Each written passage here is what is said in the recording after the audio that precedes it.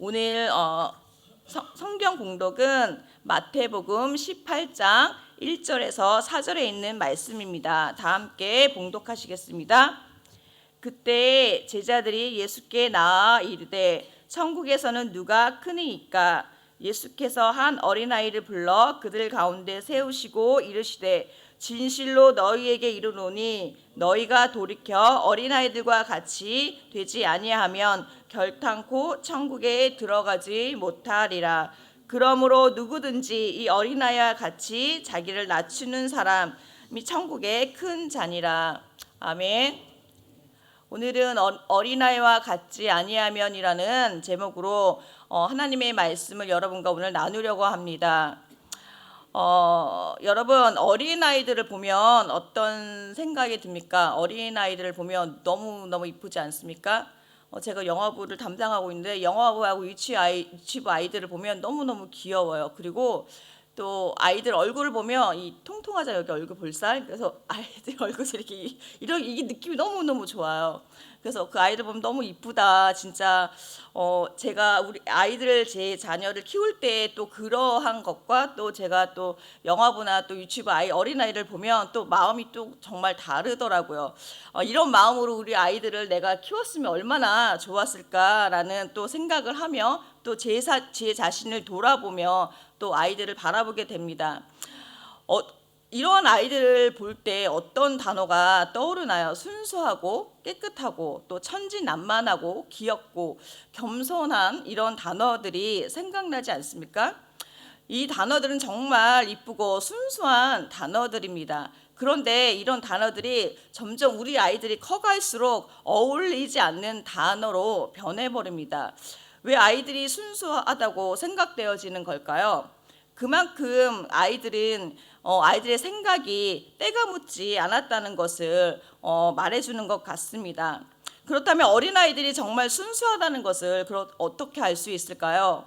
아이들은 거짓말을 하지 못합니다. 그대로 있는 그대로 표현하고 자신이 표현하고 말을 하게 되죠. 제가 이제 결혼하기 전에 한국에 있었을 때는 제가 어린이집 또는 선교 유치원 교사로 일을 했었습니다. 제가 맡았던 반 아이들이 4세에서 5세 반의 아이들이었습니다. 이제 유치원에 아이들이 오면 애들이 하고 같이 수업을 하기 전에 아이들이 자유놀이 시간이 있어요. 그때 자유놀이를 합니다. 소꿉놀이도 하고 뭐 그리기도 하고 뭐 여러 가지 놀이를 하는데 그중에 아이들이 소꿉놀이를 하는 것을 이렇게 보게 되어지면 그 모습을 보면 그 아이의 부모님이 어제 무슨 일이 있었고 아침에 어떤 일이 있었는지 알게 되어집니다. 아이들이 소꿉놀이 할 때 서로 엄마 아빠를 정하고 또 너는 딸 해, 너는 아들 해 하면서 얘기를 합니다. 부모님이 싸운 아이들은 싸우는 그런 장면들을 표현을 해요. 그리고 또 아버지가 그 전날 술 먹고 들어오면 아버지의 술 취한 그러한 모습들을 그 소꿉놀이 때 이제 아이들이 표현하는 것을 봅니다. 그래서 처음에는 저도 잘 몰라서 아이들이 왜 이렇게 하지라고 이렇게 생각을 하다가 부모님을 만나서 혹시 이제 그냥 지나가는 말로 그냥 물어보게 됩니다. 그러면 혹시 어저께 싸우셨나요? 이렇게 물어보면 맞다는 거예요. 그래서 어떻게 하셨어요? 그래서 제가 생각했죠. 아이들은 보는 대로 표현하고 또 듣는 대로 말을 하는구나 라고 생각이 되어지면서 저도 아이들에게 어떻게 말을 하고 어떻게 행동해야지 하는 거에 대해서 생각을 하며 저도 조심하게 아이들을 대하게 되었던 것들을 보게 되어집니다. 이렇게 아이들은 자신이 보고 들은 것들을 진짜 하나도 거짓 없이 깨끗하게 있는 그대로 표현을 한다는 것이죠. 그런데 이렇게 순수했던 아이들이 점점 한 살 나이를 먹을수록 그 순수함이 사라져버리고 머리가 클수록 잔머리도 굴리고 거짓말도 하게 된다는 것이죠. 그런 어린아이에게 있었던 그런 순수함이 점점 어른이 되어져 가면 사라진다는 것입니다. 오늘 말씀을 통해서 어린아이와 같이 순수함이 저와 여러분에게 다시 회복되기를 축복합니다. 오늘 본문에 등장하는 인물들이 있는데 그 인물들을 세 그룹이 있습니다. 제자들 또 예수님 한 어린아이가 나옵니다. 본문에서 제자들은 예수님께서 천국에서 가장 큰 자가 누구인지 물어보고 있습니다. 제자들의 이 질문은 우리 인간의 본성 중에 하나인 높아지고자 하는 욕망에서 비롯된 것입니다. 마태복음 18장 1절에서 4절을 보면 제자들이 예수님께 천국에서 누가 큰 자인지에 대하여 질문하게 됩니다. 그것은 그렇게 질문할 수밖에 없는 또 배경이 있는데 마태복음 18장 1절을 보면 그때라는 단어로 시작되어집니다.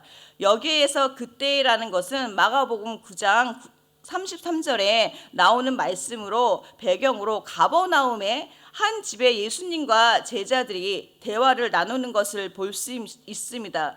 그 대화의 주제도 또한 누가 크냐에 대하여 제자들이 쟁론하고 있다는 것이죠. 쟁론을 하게 된 이유는 예수님이 예루살렘 성으로 입성할 때가 거의 다가왔을 때 예수님이 예루살렘 성으로 입성을 했을 때 그 이스라엘의 백성, 새로운 왕이 될 것이라고 제자들은 생각을 하고 새 왕국에서 백성을 통치하는 자가 되기를 또 갈망하는 그러한 제자들 마음에 세상적인 마음들이 있었다는 것이죠. 그래서 예수님이 왕이 되었을 때 예수님 옆에 내가 먼저 가장 측근으로 있기를 원했던 것 같습니다. 따라서 본문 말씀에 누가 크니까라는 이러한 갈등이 구체적으로 나타나게 되는 것입니다. 여기서 제자들의 태도를 보면 제자들의 태도가 어떻습니까? 지금 자신들의 모습은 예수님의 옆자리에 있고 싶어하는 그들의 욕망, 권력을 가지고 싶어하는 즉 인간의 욕심과 욕망에 대한 모습을 확연히 드러나고 보여준다고 생각합니다. 제자들은 예수님과 함께 지냈던 그 3년 동안 시간을 통해서 예수님이 어떤 분이셨는지를 분명히 알았을 텐데 그런데 그들의 행동은 예수님이 메시아이면서도 하나님이라는 것을 전혀 깨닫지 못한 행동을 보인다는 것이죠. 예수님이 예루살렘 성에 입성하는 진정한 이유가 무엇이었습니까? 예루살렘에서 진짜 세상의 왕노릇 하기 위해서 예수님이 예루살렘 입성을 한 것이 아니라 제자들이 생각한 것과 다르게 예수님은 예루살렘 성에 입성한다는 그것은 예수님이 십자가의 고난을 당해야 한다라는 그러한 것을 또한 암시하고 있는데 그러한 의미를 제자들은 깨닫지 못했다는 것이죠. 이러한 제자들의 태도에 예수님이 어떠하셨을까요? 저는 그러한 예수님을 생각해 보면서 정말 예수님 답답하지 않았을까? 저라면 좀 답답했을 것 같다라는 생각이 듭니다. 또 예수님이 이렇게 생각하지 않았을까? 저는 한번 생각해 봅니다. 얘들아, 왜 내가 하는 말을 도대체 이해를 못하니? 너희들이 나와 지낸 시간들이 거의 3년이 다 돼가는데도 아직도 너희는 나를 모르는구나. 그리고 여전히 영적인 것들을 보지 못하고 육적인 것을 보고 있구나 라고 생각하지 않았을까요? 이건 성경에 나와 있지 않습니다. 저의 생각입니다. 예수님이 그랬을 것 같다는 생각이죠.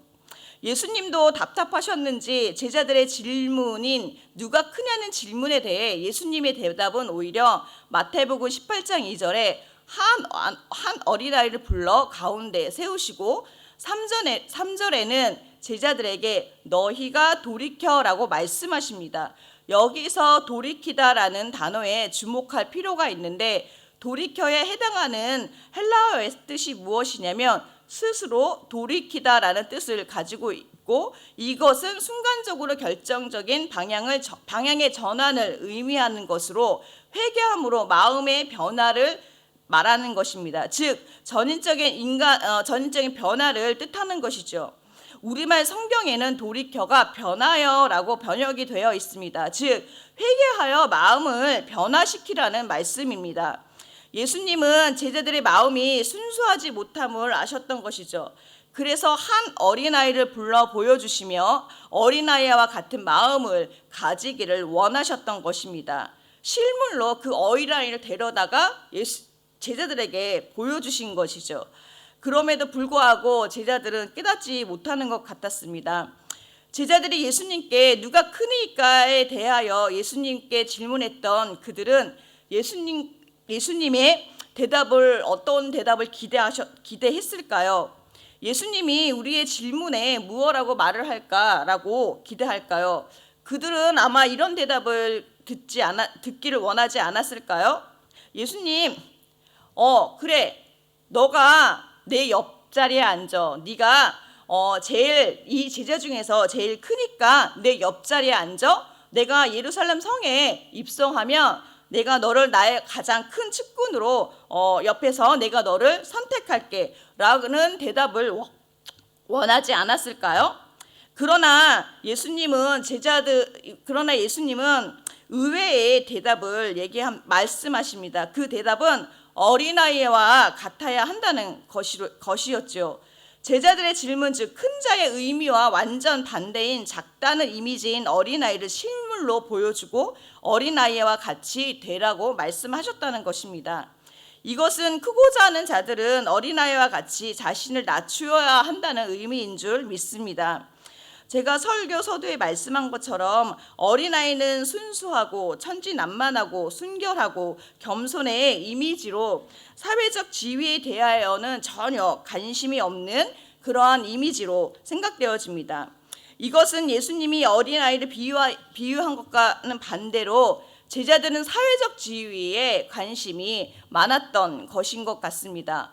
어쩌면 이런 제자들의 모습이 혹시 저와 여러분의 모습은 아닌지 생각해 보시기 바랍니다.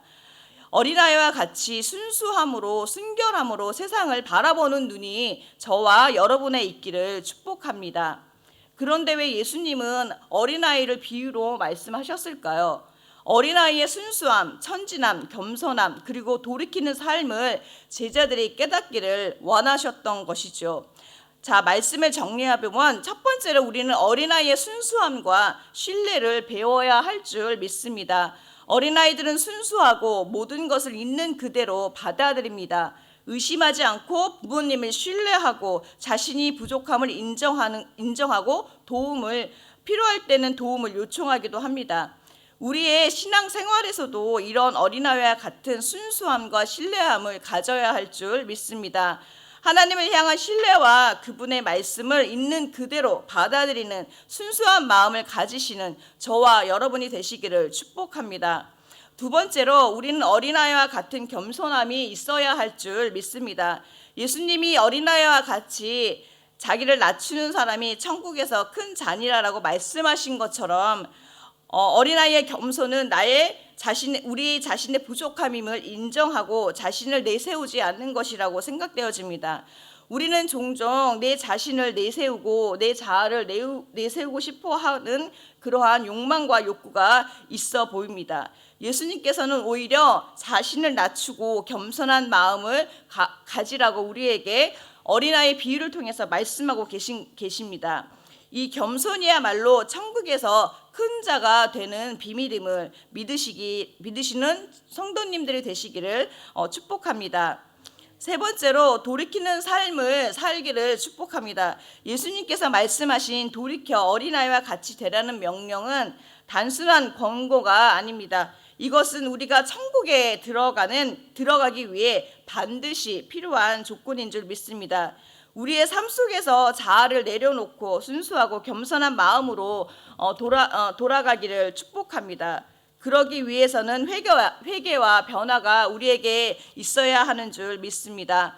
자신의 삶을 되돌아보고 하나님 앞에서 진정으로 낮아지는 저와 여러분이 되기를 축복합니다.